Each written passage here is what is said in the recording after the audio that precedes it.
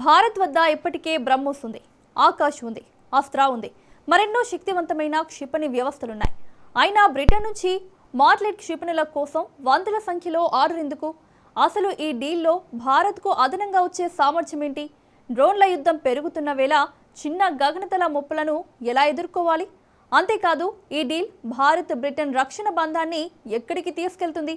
Pakistan China లెక్కలకు ఇది ఎలాంటి సందేశం ఇస్తుంది? సంఖ్య కాదు, యుద్ధంలో అవసరమైన కొత్త ఎంపికలను పెంచే వ్యూహం ఇదేనా? ఇదే ఇప్పుడు కీలకమైన ప్రశ్న.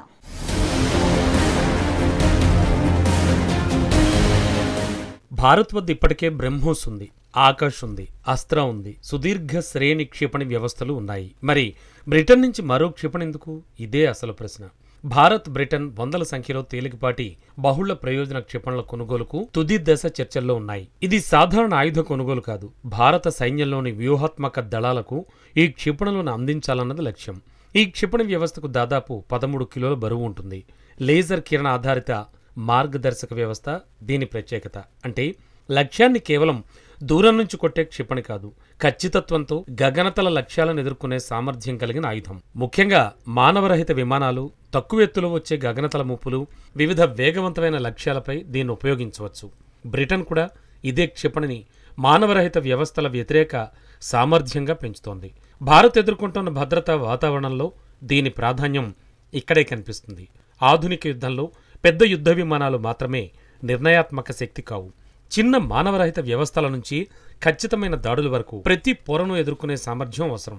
అందుకే ఈ ఒప్పందాన్ని కేవలం మరో క్షిపణి కొనుగోలుగా చూడడం పొరపాటు. ఇది భారత యుద్ధ సామర్థ్యంలో మరో పొరను నిర్మించే ప్రయత్నం.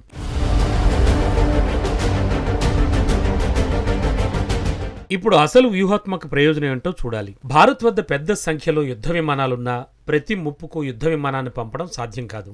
ప్రతి చిన్న మానవరహిత లక్ష్యానికి ఖరీదైన క్షిపణిని ఉపయోగించడం కూడా సమర్థవంతమైన వ్యూహం కాదు. అక్కడే తేలికపాటి బహుళ ప్రయోజన క్షిపణి వ్యవస్థ విలువ పెరుగుతుంది. తక్కువ బరువు, ఖచ్చితమైన మార్గదర్శక వ్యవస్థ, వివిధ వేదికలపై అనుసంధానించే అవకాశం ఇవి దీనికి ప్రత్యేకతనిస్తాయి. ముఖ్యంగా ఆధునిక యుద్ధంలో మానవరహిత వ్యవస్థల సంఖ్య పెరుగుతోంది.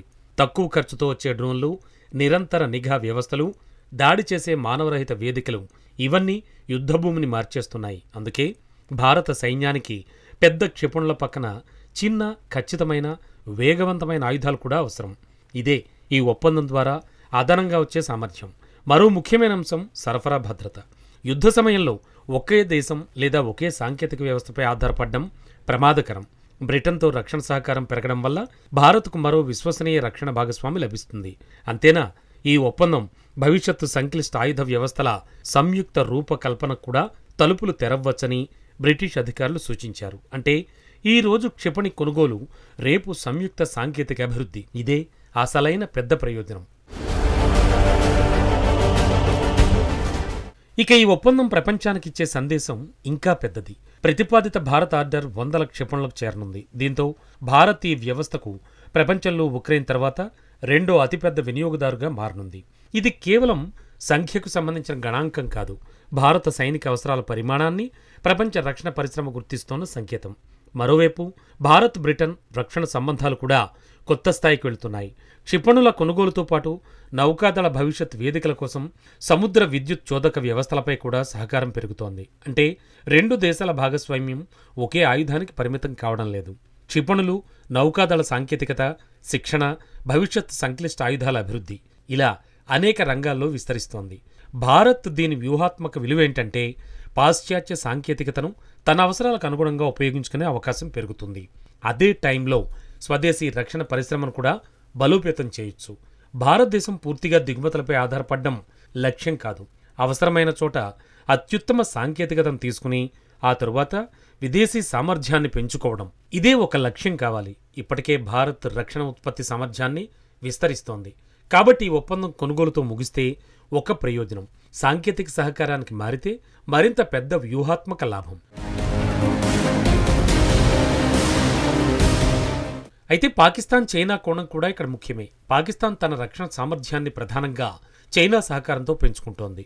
డ్రోన్లు, రాడార్లు, క్షిపణులు, గగనతల రక్షణ వ్యవస్థలు ఇవన్నీ ఒక సమగ్ర యుద్ధ నిర్మాణంగా మారుతున్నాయి. భారత్ కూడా అదే తరహాలో ఒకే ఆయుధంపై ఆధారపడడం లేదు. ఒకవైపు స్వదేశీ వ్యవస్థలు, మరోవైపు ఫ్రాన్స్, అమెరికా, ఇజ్రాయెల్, రష్యా, ఇప్పుడు బ్రిటన్ వంటి భాగస్వాముల నుంచి ఎంపిక చేసిన సాంకేతికత. ఇదే భారత వ్యూహాత్మక బలం. ఈ మార్కెట్ ఒప్పందం ప్రత్యేకత కూడా అదే. ఇది బ్రహ్మోస్కు ప్రత్యామ్నాయం కాదు, పెద్ద శ్రేణి క్షిపణులకు ప్రత్యామ్నాయం కాదు, యుద్ధ విమానాలకు ప్రత్యామ్నాయం కాదు, వాటి మధ్య ఖాళీని పూరించే ప్రత్యేక సామర్థ్యం. ముఖ్యంగా మానవరహిత ముప్పులను ఎదుర్కొనే తక్కువ బరువు, ఖచ్చితమైన ఆయుధ పొరను పెంచుతుంది. యుద్ధభూమిలో ప్రతి ముప్పుకు ఒకే సమాధానం ఉండదు. పెద్ద లక్ష్యానికి పెద్ద క్షిపణి కావాలి, చిన్న లక్ష్యానికి ఖరీదైన ఆయుధం వాడడం అవసరం లేదు. ఇదే ఆధునిక యుద్ధం నేర్పిన పాఠం. అందుకే భారత్ వద్ద ఇప్పటికే ఎన్నో యుద్ధ విమానాలు, ఎన్నో క్షిపణులు ఉన్నప్పటికీ ఈ ఒప్పందానికి ప్రత్యేక విలువ ఉంది. ఎందుకంటే ఇది సంఖ్య కాదు, ఎంపికలను పెంచుతుంది. ఎంపికలు పెరిగితే వ్యూహాత్మక స్వేచ్ఛ పెరుగుతుంది. అదే చివరికి భారత రక్షణ శక్తిని మరింత బలంగా చేస్తుంది. కాబట్టి మార్కెట్ డీల్ను కేవలం మరో క్షిపణి కొనుగోలుగా చూడడం తప్పు. బ్రహ్మోస్ తన పని చేస్తుంది, ఆకాష్ తన పని చేస్తుంది, అస్త్ర తన పని తాను చేసుకుపోతుంది.